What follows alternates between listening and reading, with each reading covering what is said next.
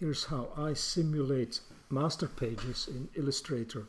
So I have a artboard called MasterPage with some elements on it. I have some multiple artboards, and I can simply run a free script called MasterPage propagate to duplicate all these items in the exact same position on all the artboards. If I move elements or update them or add more MasterPage elements, I simply rerun the same propagate script, and that will automatically update all the copies.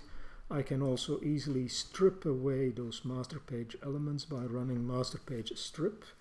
So there are many more features, like for example detaching MasterPage elements, but to find out about that you need to read the description of this video. That also contains the download link.